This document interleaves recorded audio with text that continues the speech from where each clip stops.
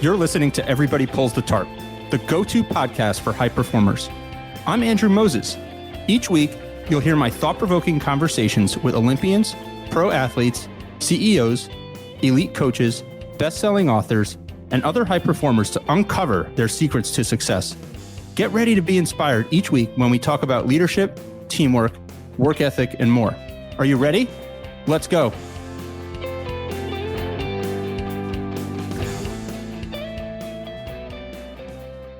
This week, I'm joined by two guests, best-selling authors Kate Quinn and Janie Chang.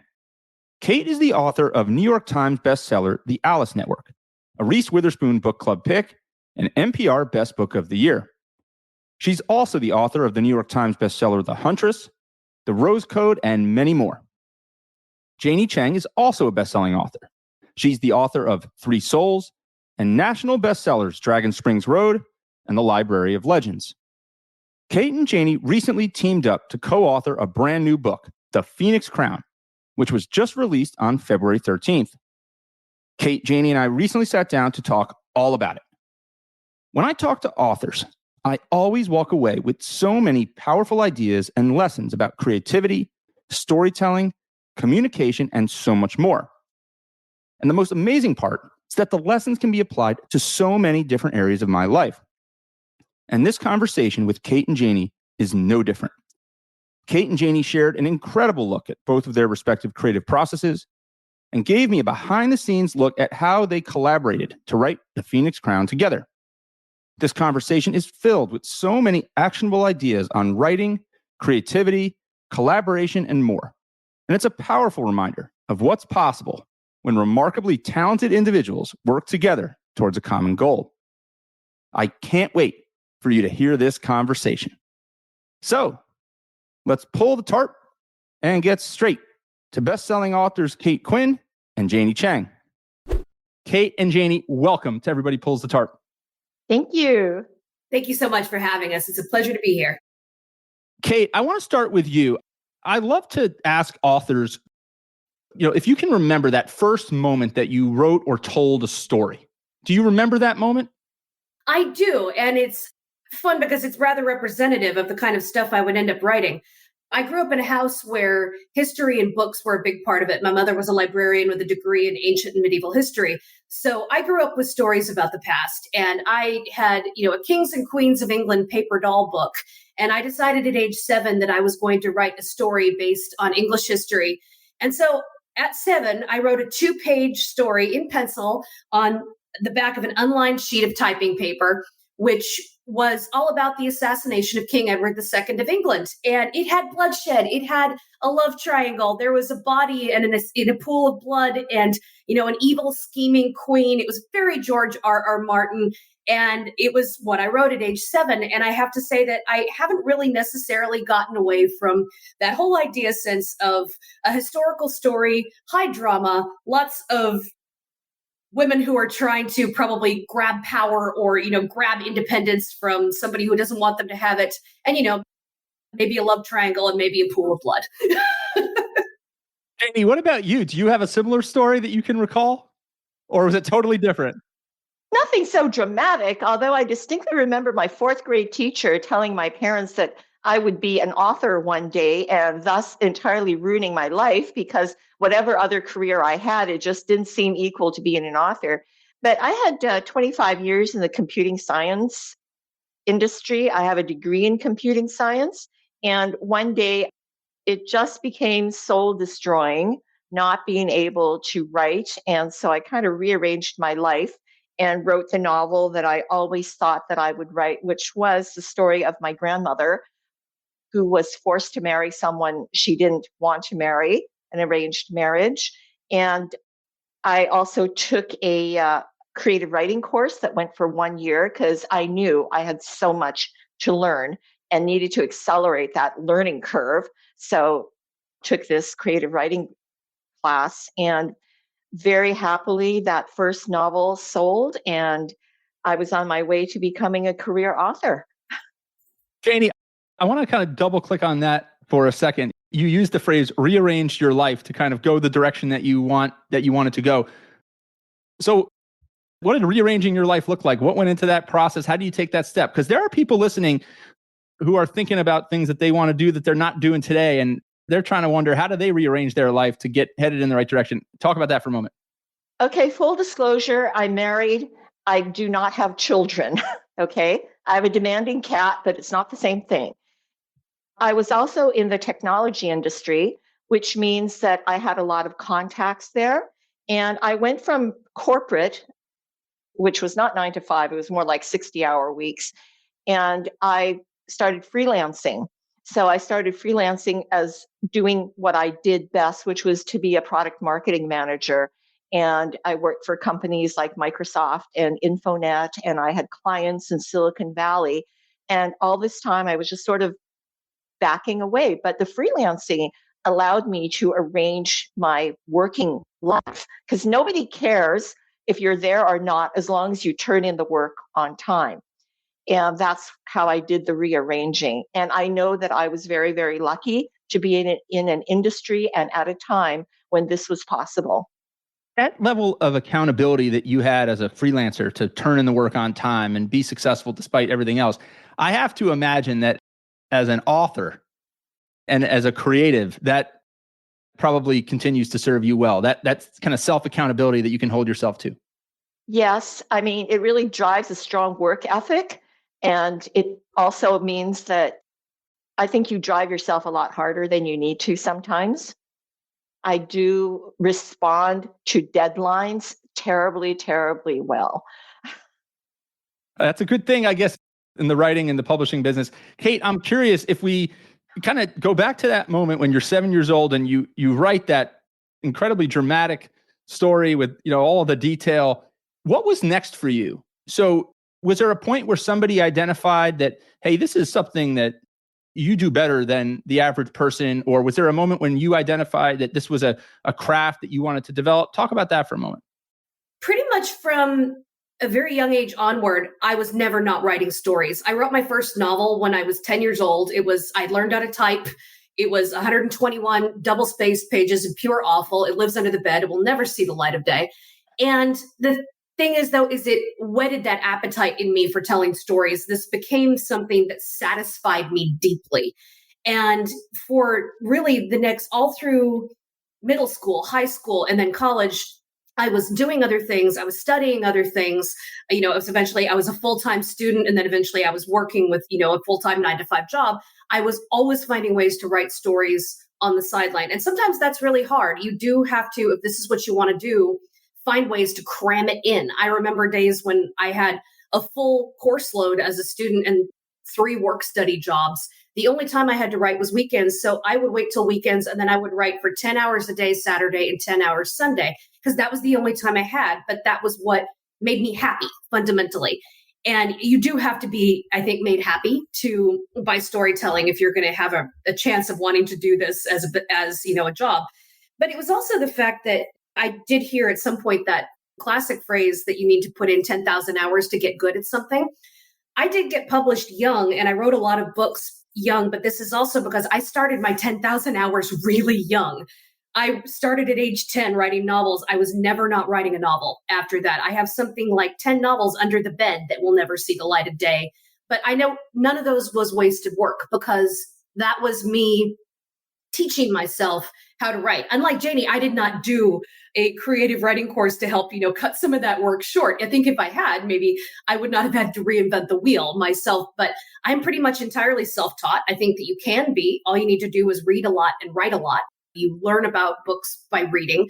You learn about writing by writing. And that's what I did. And I did have to put in a lot of words before I really sort of figured out how to do this. But I don't regret any of that. And I loved every moment of doing that.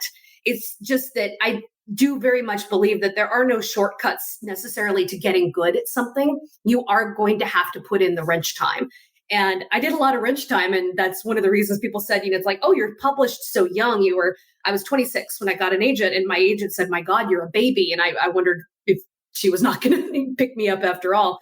But the thing is that I had been already writing for so long that it felt like I had at least put in the wrench time, even if I was young. And I do really believe, Writing is about inspiration, and people talk about the inspiration a lot, but they don't also talk about the fact necessarily that you are never going to get anything written and you're never going to get good at writing unless you put your butt in the chair for all those hours that it takes to get good. Kate, I am curious, when you think about kind of all those wrench hours that you put in, was there something back then that you worried about a lot or you fixated on a ton that now you just say to yourself, I wish I didn't spend so much time worried about that? Not necessarily not working on it, but just something I wish I didn't worry about so much. Oh, that's a good question. I think that I worried that I would miss my slot. Like if it was a certain book, like would its time be passed? Like because with historical fiction, which I write, historical eras come in and out of fashion. And I remember worrying, I wrote a book about ancient Rome and I began it. It was the year that Gladiator won Best Picture. And that's probably going to date me, I'm sure. But I thought it's like years went by and I thought, are people not going to be interested in stories about ancient Rome, in any time for me to actually get this book publishable? And what I didn't realize then is what I certainly do now is that fads in books, like anything else, come in cycles. And if Rome goes out, at some point it's going to come back in, hopefully. So what I've learned now that I bit my nails about a lot then is that maybe it is not time for a certain story to be published now, but it doesn't mean that its chance is gone forever. You can put it under the bed and maybe bring it out later when, one hit runaway novel makes a historical era popular all over again. And suddenly readers want this kind of story. And then I have something maybe that's waiting. That's really interesting. I see a variation of that when it comes to these conversations that I'm having every single week with high performers from sports, entertainment, the creative worlds, business, in that I'll listen back to the conversation that we're having right now, and I'll look back at the transcript and I'll jot down sometimes kind of my favorite takeaways or lessons. And then I'll look back at it in 6 months or a year or 2 years, and something will kind of compel me to go back to the conversation. And the lessons I take away are totally different. It's amazing how the same piece of content can change in its relevance or its overall kind of importance in the zeitgeist, right? Based upon whatever else is going on. That's a really, really important point, Kate. I hadn't necessarily thought about it the way that you had put it with books. Well, it's one of those things. Janie and I are both huge sci-fi fans. It's not what we write, but we both love it. And it's wonderful when you look at classic science fiction, you'll see it all the time. It's like that some book that was written maybe back in the 60s or the 50s is still relevant today because the issues that they raised, which maybe seemed impossible back then, are very much possible now, or that are very, very relevant today, even when back then it looked pie in the sky. And like you can look at things where you wonder, did you have a time machine? Were you looking ahead into the future? And that's one of the things I think that is marvelous about books, is that it is a way that you can examine the issues of the present through the lens of the future for science fiction. And for Janie and me, we examine it through the lens of the past, because you can look at issues that people faced in the past and realize that these issues are still being faced by people today. And that's what makes historical fiction relevant. I couldn't agree more. And I'm one of these folks who, you can see a lot of books behind me, and I read a lot of books. I went through a long phase where I only read nonfiction. For whatever reason, I was drawn kind of only to nonfiction. And I have to say, thanks to the two of you, historical fiction kind of brought me back to fiction. There's something about historical fiction that I really enjoy. I find that it's able to transport me to different times and different places that challenge my thinking and enable me to think more creatively. And I have all of you historical fiction authors out there, and you two are two of the best at it, to thank for kind of helping me rediscover fiction. But that was something that I always kind of went through, or that I went through as a reader, which I've always thought was kind of interesting. And I love historical fiction for those reasons. Janie, I want to go back to what you had said about the creative writing course relative as compared to Kate, who described herself as more self-taught. When you think about that creative writing course work, aside from like the technical side of writing, was there one thing that you learned that you maybe think about more today than other aspects? I think, first of all, a really good reason for me to have taken the course at all was that by plunking down the thousands of dollars that it cost, it gave me permission to put myself first and put my dreams first. Because I think for a lot of people, especially women, and especially if we have families, if we have mortgages to pay, we tend to put all those other things first. And this was my way of saying, now is the time, I'm going to do this. Okay. And one of the great things that I learned in this particular creative writing program is that there's more to it than just writing. If you want to be a successful author, there's the craft of writing, there's the business of writing, and there's the community of writing, which is to support your fellow authors whenever you can. The business of writing, which is to realize that there are things that you need to do as an author that your publisher is not going to do for you. And then the craft of writing, which is always to hope that you can work at it and improve, that every book should be a better book than the previous. And you're constantly balancing all of these three aspects. Community of writers and authors that you mentioned there, I want to kind of like hone in on that a little bit. As I've gotten the opportunity to talk to so many authors over the years, including some of which that I know both of you know, including Madeline Martin and others, I am continuously impressed at that word community, the community of how you all work together and support one another. Kate, I know that you wrote a book with Madeline and 4 other authors. The 6 of you wrote a book together, which is just remarkable in terms of like collaboration. And as I think about that, what is this community of authors? Why is it so special? How do you create it? And how can people listening who are doing other things create communities around what they do to support one another? Well, you can find community, and it is a little difficult to put that together as a newbie in the field because writing is very solitary, and it is going to be something unless you are collaborating, that you're doing alone. And it is tough at first to maybe find that community, but this is why places like conferences are wonderful places to meet people. Mm-hmm. If you go to critique groups and you can find people that way. Communities of readers like Goodreads, so that's more for readers than for writers. You can find community of writers on X or Twitter and in various other online spaces. We have a community of writers just simply because we're all represented by the same agent. And so, we sort of came together because we realized that we wanted a space to be able to talk to each other and about the industry and to support each other behind the scenes. And the internet, thank goodness, makes it much easier these days once you have these connections to maintain them, because there seems to be the rule that you never live near anybody who you would like to, regularly have coffee with in the business. It doesn't ever seem to happen that you live geographically close to one another. But once you have that community, there really is such supportiveness. And it does come about because there are things that we have in common as writers that it's very weird to the outside world. Like, I can bond instantly with a writer I have never met before, just over a question as simple as, how much do we all hate copy edits? And the groans go up. Or what is that, what FBI watch lists do you think you're on because of something that you've Googled? And then everyone has the story about how you had to Google, how does one weaponize smallpox? Or you Googled how to kill a small child and make it look like an accident, which a friend of mine did Google and then wondered, oh, for God's sake, I wonder if the police are going to show up in an hour. And this is all for research, but a writer's Google search history is a very scary thing. And these are things that we have in common. And, add to it things like the deadline binges. What's the nuttiest thing you've ever done for research? What are you like when you're 1 week from your deadline and your house looks like it's been shelled by Messerschmitts because you haven't done anything but your book for the longest time? And this creates a bond with people just because you're insiders, and you can bond with people, even strange writers, immediately over stuff like this. And it's a wonderful feeling when you ultimately do so much of your work alone, which is why community is important. And it's why, too, that when you hit the hard times, you had a book idea that didn't sell. You're starting to think, maybe I need to find a new agent, and I've never done that before.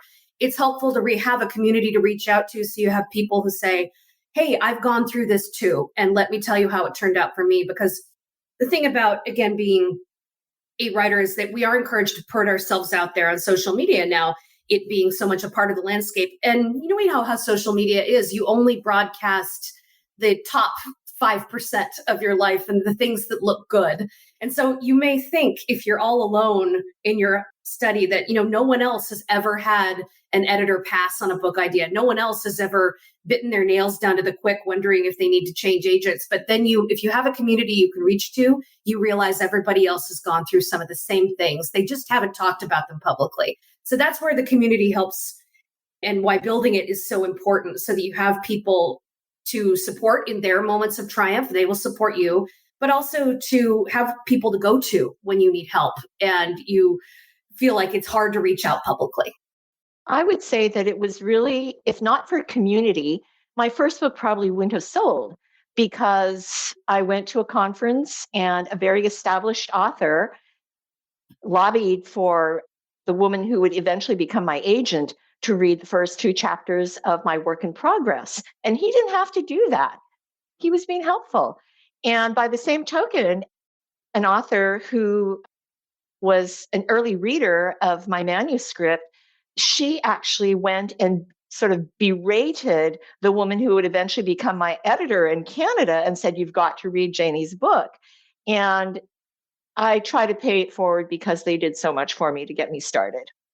Paying it forward, it's an idea I think that we all have to think about. I mean, I fundamentally think that when anybody's achieved any measure of success in anything, that you have a responsibility to kind of, you take the elevator to the top or halfway up, and you got to send it back down a couple floors to lift someone else up. And I think that we all have people that we can point to that have helped us up. And I think it's important for all of us to help others up as well. How do you avoid, so you build this community and you have this thriving community.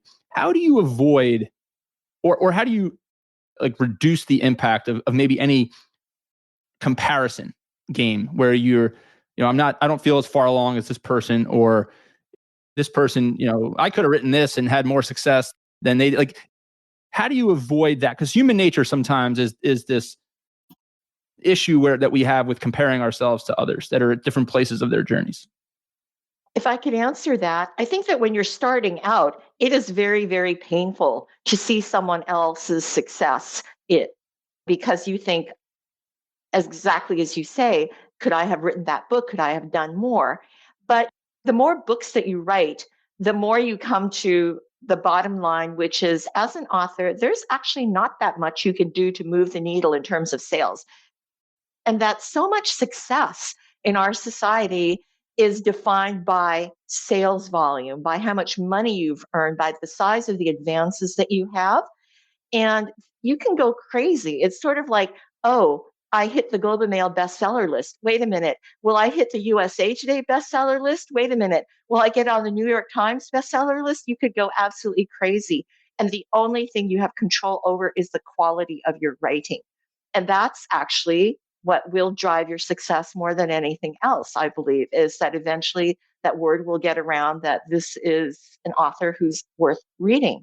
So, I mean, I've been through all that painful cycle, and I've sort of come to this quiet, maybe not Zen, because I still go off into, crazy phases of need to turn in the book, and this book is crap and no one will ever buy a book from me again. We still go through that.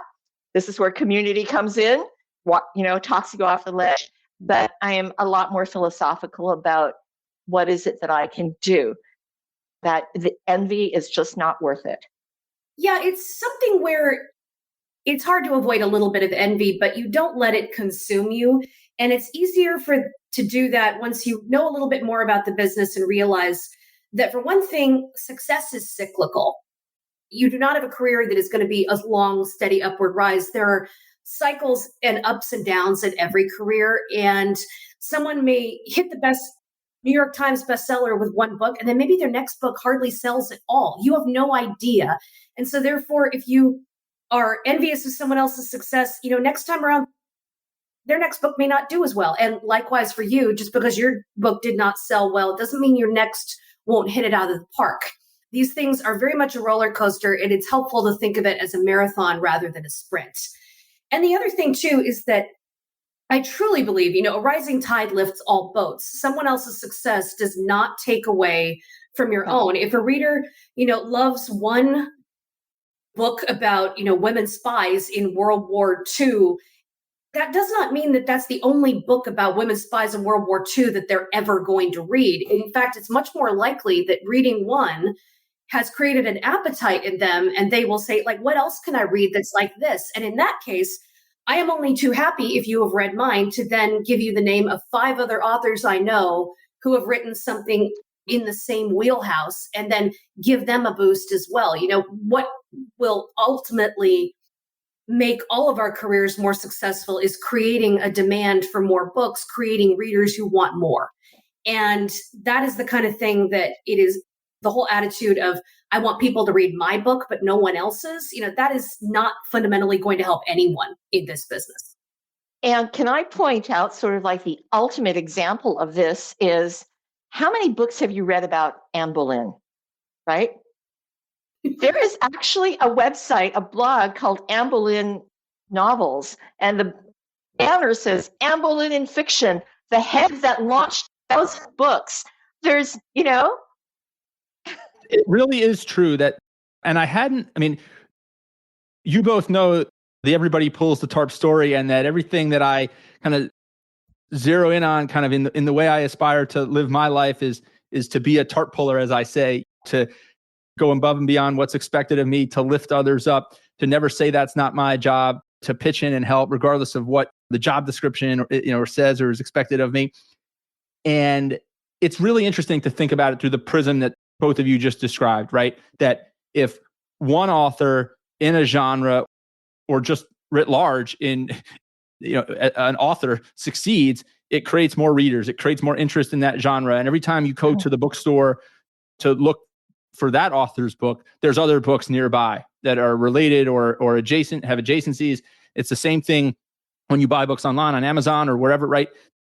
There's a way to kind of create this web. And the more that you individually do to contribute to the web, it serves everybody else around you. I think that's really powerful. There's a lot of advertising that goes that way too. I mean, think of the way the algorithms will work. If you liked this book, you will like this one. There are these, strings that are already being connected between books that are similar. And it hopefully does help people, find more things that they like. And so as authors, we're asked all the time, what books do you recommend? What other books, if we like yours, can we read? It then helps other writers, and it helps the readers to be able to have a list that you can point to say, yes, absolutely, I can curate a list for you that is this kind of book, and I think you will like it. And it's a real pleasure when I recommend a book of a colleague and someone else then says, I had never heard of that and I loved their book. Thank you. Then you've done someone a favor beyond just the, having provided a book of your own. If I love it when I can provide something else that someone then says, I found a new favorite author. Thank you. And it's like, yes, that is what I want to do. Well, going back to what you said about you loved reading nonfiction, and that historical fiction has brought you back to novels again. And I just want to say that for a lot of us, we get huge satisfaction writing historical fiction by knowing that readers have said, and you got me really interested in this era of history. So now I've gone and I've bought the actual biography. I've bought the actual history book on. And we like to say that historical fiction is the gateway drug to history. That is an interesting way of looking at it. I mean, there is no question that when I read historical fiction about a particular time, or it features certain people or types of people, that I then seek out other books or other material on those types of things. I look at documentaries on Netflix or Amazon Prime. It's so much more interrelated than I think I ever imagined before we had this conversation today. Now, I want to kind of explore both of your, well, before we talk about your creative process, you talked about the power of recommending books.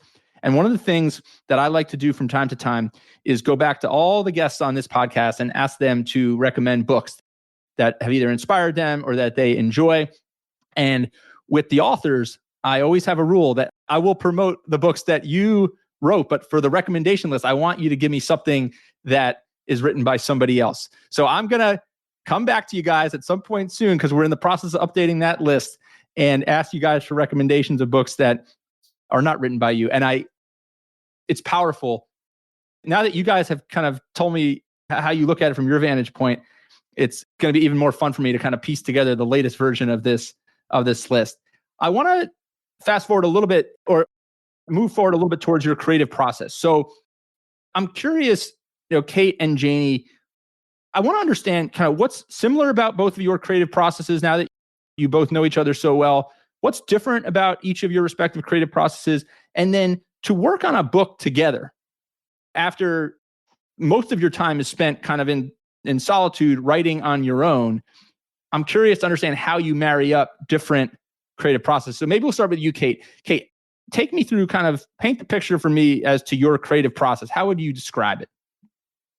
I tend to start whenever I have an idea with something that has given me a light bulb moment. Generally speaking, for me, that is either a woman or a group of women in history who have done something truly astounding and that make me think, wow, I want to know more. I want to write more. I can't believe I didn't know more about this. The world should know about this. And then that makes me want to write a book about whoever these women or women are. And then I will start with the historical facts, the research. That's the framework that the story will hang on. So I have as complete a picture as possible of what the history is behind it, and then layer the fictional elements on top of that and realize what kind of story can I hang on this framework. And at that point, I do a lot of outlining. I do a lot of ruminating on, okay, how is this book going to go?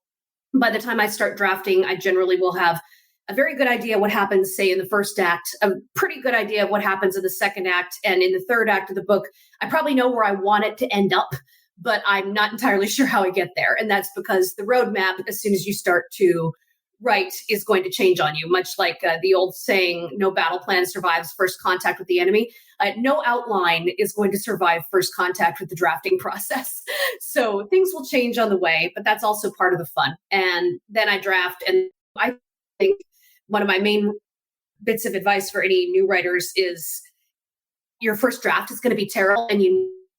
And I think it was Nora Roberts who said, I can fix a bad page, I can't fix a blank page. So you just have to get those pages down so then later you can fix them. And that's what I navigate by. That's great. That's powerful. I want to make a note here. You can fix a bad page, but you can't fix a blank page.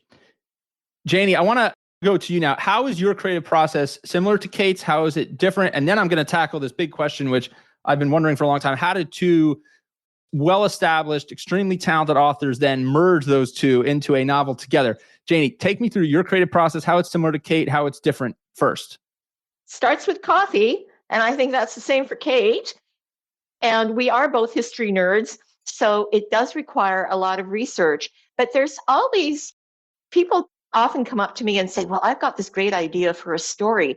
And I have those moments too. I have this great idea for a story. But then you go into the research and you think, does this idea have legs? Is it going to be, will I have enough passion for it that it's going to sustain me for 100,000 words of writing? And probably about 150 by the time you're through, because you ripped out so many sections. And so is the germ of the story sustainable? And sadly, for those of us who want to talk about women who try and battle their way through lack of agency, there is any number of historical time settings where you can find a story. And then, like Kate, I can draft it out. But also, like Kate, I've been in the position of handing in a book 2 years after the book proposal and crossing my fingers that my editor does not remember the book proposal I sent 2 years ago, because this is not the same book anymore. So in that way, it's similar. But actually, I find that every new book is its own version of hell. You think you've got the process under control, and something happens, it goes out the window. That is just awesome, Janie. I mean, what a candid way of looking at something that people pick up a book. I always say, I love going to bookstores and I love taking my daughters to bookstores. And when you stand in a bookstore, you're looking at something that on the surface seems so simple, but at its core is the result of tens of thousands of people who put in tens of thousands of hours, who grinded when it was hard to grind through and went through hell and back, as you just described, Janie, just to kind of like force something out into the universe. And then some people sit on a train or on a plane or on a beach or on their couch and they read it. But it represents so much more. And I think that is kind of like what the two of you are describing here. And what I love about these conversations is that we kind of unearth that. And I'm curious, you take this hell that you described, Janie, and this battle plan, which doesn't make it through first contact, as Kate described. And now the two of you have to kind of merge this together. So I'm curious, The Phoenix Crown, your new book that the two of you co-authored, how did the idea to work together on this book come to be? And take me through the process and what's different besides maybe the obvious of just two established, very talented, successful authors working together on a singular work? It was Kate's fault. She started it. I had always wanted to write a book about the San Francisco earthquake, which is a really fascinating natural disaster. And I thought when I was doing some research there's so much there that would make a great story. But the more I looked at it, the more I thought, I really think this is going to need a Chinatown heroine, because Chinatown is such a huge, vibrant part of San Francisco history. It was completely destroyed during the earthquake and the following fires. And it seemed to me that most of the fiction I had read about the San Francisco earthquake only dealt with Chinatown, if at all, in a peripheral way. And it seemed like it was so deserving of having, a really central role in a book. And I thought, well, I wonder, I approached Janie and I just tentatively said, are you at all interested in this period of history? And I was just heaved a huge sigh of relief. And she said, yes, this is really fascinating. And then we thought back to that collaboration process. The big goal that we had was, sure, we wanted to write a great novel together, but we wanted to be friends afterwards too. That mattered. That really kind of mattered more. So we knew that we had to have a story that we both agreed on. And we got together a few times and put together a book proposal for our agent, who went and pitched to our publishers. And it does kind of help that we have the same agent and the same publisher. And then we knocked it out. And our favorite tool was spreadsheets. This book could not have been written without Google Spreadsheet. We both realized that we were going to have to be a bit more organized if we were working together than we would be probably individually. So we really broke it down in terms of, we didn't want to have to worry about creating a unified style. So therefore, we knew the book was going to involve two heroines. Janie would write all the scenes from her heroine's point of view. I would write all the scenes from my heroine's point of view.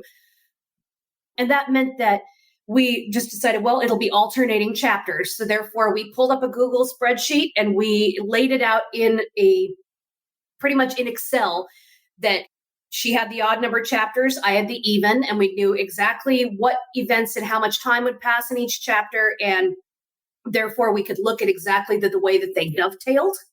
And it meant that we could therefore write our own chapters, and then without needing to have reference to the other. And then as soon as they were done, we would throw them up in a shared Google Drive so the other could read. I'm so fascinated by all this. And you guys have been so generous with your time. And as we begin to wrap up, I'm just thinking about what you just said there about this idea, and I think this applies to almost anything, that when you pull someone else in to a process, it almost is a forcing function for you to get more organized or for you to learn your process better. And I know I discovered that myself with my own craft as it pertains to this podcast and the content. First 40 episodes, I did without an editing team.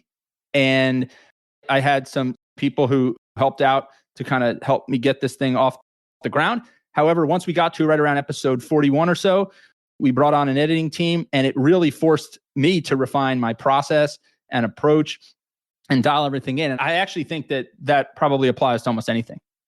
It's one of those things where we got this book done on a tight timeline, and part of that was imposed by the publisher because we had a certain date in mind for publication. But the other part, and the reason why we did it well, is that we are willing to negotiate on our own behalf. It's like, all right, I'm not staying up another hour. I'm just not doing it to finish this scene tonight. But when you know that you have a writing partner waiting, to see what you're going to do with that chapter so that, then they can dovetail it into the chapter that they're going to write, you end up thinking, I would let myself down, but I will be damned if I let Janie down. So you will stay up that extra hour. You will make sure that chapter is uploaded at 1:30 in the morning. So as soon as she gets up, she's got it ready to go. Not only that, but normally you could leave a chapter kind of raw, but then I would think, oh my goodness, and Kate will read this as soon as I upload it to Google Docs. So, I better go over it with a little bit of polishing first. So we ended up compiling a complete manuscript that was maybe not as crappy as it could have been. I love that. Maybe not as crappy as it could have been. Yeah, that's the tagline that should go on the cover, right? Yeah, I always wonder where you guys dig up those beautiful quotes for the covers of books. I hope that doesn't end up on a cover of one of your future novels. I'm sure it won't. You both are so extraordinarily talented. It's remarkable for me. I'm so grateful to have these beautiful conversations, to dig into your stories and understand more about not what you do, but how you do it and how it all comes together. The lessons you shared in this conversation are so powerful and apply to anything. I can't wait to read The Phoenix Crown. It's out everywhere folks can get books or listen to books.